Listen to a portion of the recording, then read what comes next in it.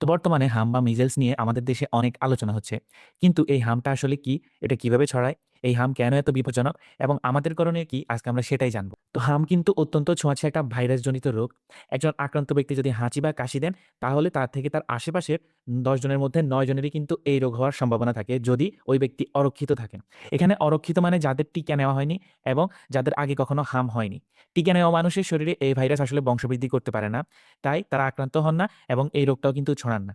তো এই ভাইরাসটা ১ম এ আমাদের নাক এবং গলার কোষের মধ্যে প্রবেশ করে এবং সেখানে দ্রুত বংশবিস্তার করতে থাকে। তো বংশবিস্তার করে এটা আমাদের লিম্ফ নোড বা লসিকা গ্রন্থিতে ছড়িয়ে পড়ে। এরপর সেখান থেকে রক্তের মাধ্যমে আমাদের ফুসফুসে চলে যায়, আমাদের অস্থিমজ্জায় চলে যায়, এমনকি আমাদের চামড়াতেও কিন্তু এটা চলে যেতে পারে। তো হাম বা মিজেলসের লক্ষণগুলো কিন্তু আস্তে, আস্তে স্টেপ বাই স্টেপ প্রকাশ পায়।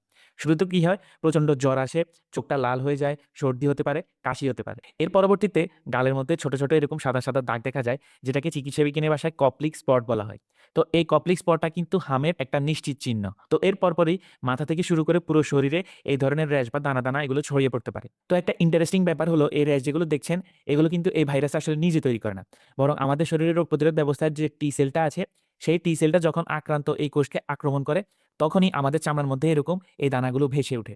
তো হাম আসলে কেন এতটা বিপজ্জনক? তো এই ভাইরাসটা আমাদের শরীরের রোগ প্রতিরোধ ব্যবস্থার অতন্দ্র প্রহরী, যেটাকে ম্যাক্রোফেজ বলা হয়, এই ম্যাক্রোফেজের মধ্যে ঢুকে পড়ে। ঢুকে ইন্টারলিউকিন 12 নামক একটা রাসায়নিকের কাজটাকে বন্ধ করে দেয়। আর এই ইন্টারলিউকিন 12 কিন্তু আমাদের ইমিউন সিস্টেম বা রোগ প্রতিরোধ ক্ষমতার মূল চালিকা শক্তি হিসেবে কাজ করে। তো যখন এই ইন্টারলিউকিন 12 টা বন্ধ হয়ে যায়, তখন আমাদের শরীরের ইনফেকশনের বিরুদ্ধে সুরক্ষা ব্যবস্থাটাও একদম কমপ্লিটলি কোলাপস করে বা ভেঙে পড়ে। ফলে তখন জীবাণুর বিরুদ্ধে কোনো প্রোটেকশন না থাকায় জীবাণুগুলো আমাদের লাংসে গেলে নিউমোনিয়া হতে পারে। যখন আমাদের পেটে যায় তখন ডায়রিয়া হতে পারে। কানে গেলে আমাদের কানের ইনফেকশনও হতে পারে। এমনকি যেসব শিশুর শরীরে যক্ষ্মার জীবাণু লাংসের মধ্যে নিয়ন্ত্রণ ছিল, হামের পর সেই লাংসে থেকে যক্ষ্মার জীবাণুটা আবার জেগে উঠতে পারে। তো মনে রাখবেন, বেশিরভাগ শিশু কিন্তু হামে সরাসরি মারা যায় না। মারা যায় ইনফেকশন পরবর্তীতে এই নিউমোনিয়া, ডায়রিয়া কিংবা কানের ইনফেকশনের কারণে। বিশেষ করে যেসব শিশু অপুষ্টি এবং ভিটামিন এ এর ঘাটতিতে ভুগছে, তাদের ঝুঁকি কিন্তু সবচেয়ে বেশি। হাম এমনকি আমাদের মস্তিষ্কেও আঘাত করতে পারে। অনেক সময় আমাদের শরীরের রোগ প্রতিরোধ ব্যবস্থা ভুলবশত আমাদের মস্তিষ্কের সুরক্ষা আবরণ, যেটাকে মাইলিন বলা হয়, সেটাকে আক্রমণ করে বসে, যাকে পোস্ট ইনফেকশিয়াস এনকেফালাইটিস বলা হয়।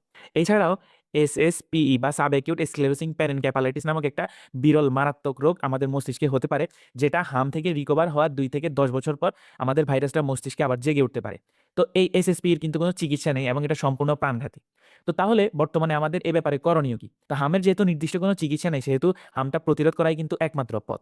তো প্রথমত আমাদের হামের টিকাটা আমাদের বাচ্চাদেরকে দিতে হবে। ১ম ডোজ ৯ মাসে এবং দ্বিতীয় ডোজ ১৫ মাস বয়সে। টিকাটার নাম হচ্ছে এমআর টিকা, যেটা আমাদের ইপিআই শিডিউল অনুযায়ী সব বাচ্চাকেই দেওয়া হয়। তা আপনার সন্তানকে যদি এই টিকা দেওয়া বাকি থাকে, তাহলে অবশ্যই আজকে এই টিকাটা দিয়ে দিবেন। যদি সন্দেহ হয় যে আপনার শিশুর হাম হয়েছে, তাহলে শিশুকে র‍্যাশ দেখা দেওয়ার ৪ দিন আগ থেকে ৪ দিন পর পর্যন্ত অন্য বাচ্চাদের থেকে আলাদা করে রাখতে হবে। স্কুল কিংবা খেলার মাঠে বাচ্চাকে পাঠাবেন না। এতে অন্য বাচ্চাও কিন্তু ইনফেক্টেড হতে পারে। আর আক্রান্ত শিশু সেবা করার সময় অবশ্যই আপনি মাস্ক পরে থাকবেন। আর শিশুকে যে ঘরে রাখবেন, সে ঘরে চেষ্টা করবেন পর্যাপ্ত আলো বাতাসের ব্যবস্থা রাখার। আর অবশ্যই নিয়মিত সাবান দিয়ে আপনার হাত ধোয়ার অভ্যাস করতে হবে। কারণ যেকোনো সারফেস থেকে এটা হাত দিয়ে আমাদের শরীরে প্রবেশ করতে পারে। আর ভিটামিন এ এর সাপ্লিমেন্ট অবশ্যই দিতে হবে একজন ডাক্তারের পরামর্শে, যদি শিশু আক্রান্ত হয়ে থাকে। কারণ ভিটামিন এ এর মৃত্যু ঝুঁকি অনেকটাই কমিয়ে দেয়।